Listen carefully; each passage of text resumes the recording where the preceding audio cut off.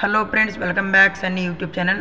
Friends, ಯಾರೆಲ್ಲ ಇವಾಗ 2025-26ನೇ ಸಾಲಿನ ಪ್ರೈಸ್ ಮನಿ ಆನ್ಲೈನ್ ಅರ್ಜಿ ಸಲ್ಲಿಸಲಿಕ್ಕೆ ಹೋದಾಗ ನಿಮ್ಮ ಆಧಾರ್ ಕಾರ್ಡ್ ನಂಬರ್ ಹಾಕಿ ವೆರಿಫೈ ಮಾಡೋಕ್ಕೆ ಹೋದರೆ ನಿಮ್ಮ ಆಧಾರ್ ಕಾರ್ಡ್ ಯಾವುದೇ ಬ್ಯಾಂಕ್ ಅಕೌಂಟ್ಗೆ ಲಿಂಕ್ ಇಲ್ಲ, ಹೋಗಿ ನೀವು NPCI ಮ್ಯಾಪಿಂಗ್ ಮಾಡಿಸಿ ಅಂತ ಹೇಳ್ತಾ ಇತ್ತು.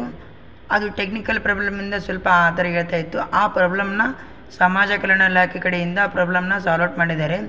ಇಲ್ಲಿ ಸಮಾಜ ಕಲ್ಯಾಣ ಇಲಾಖೆಯ ಮೇನ್ ಟ್ವಿಟರ್ ಹ್ಯಾಂಡಲಲ್ಲಿ ಹೇಳಿದ್ದಾರೆ, ನೋಡ್ತಾ ಇರ್ಬೋದು.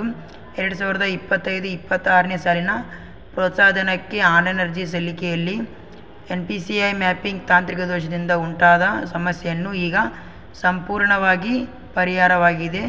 ವಿದ್ಯಾರ್ಥಿಗಳು ಹೋಗಿ ಆನ್ಲೈನ್ ಅರ್ಜಿ ಸಲ್ಲಿಸಬಹುದು ಅಂತ ಹೇಳಿದ್ದಾರೆ. ಯಾರೆಲ್ಲ ಇವಾಗ ಆನ್ಲೈನ್ ಅರ್ಜಿ ಸಲ್ಲಿಸಲಿಕ್ಕೆ ಹೋದಾಗ NPCI ಮ್ಯಾಪಿಂಗ್ ಮಾಡಿಸಿ ಅಂತ ಹೇಳ್ತಾ ಇತ್ತು, ಇವಾಗ ಎಲ್ಲ ಪ್ರಾಬ್ಲಮ್ನ ಸಾಲ್ವ್ ಔಟ್ ಮಾಡಿದ್ದೀವಿ.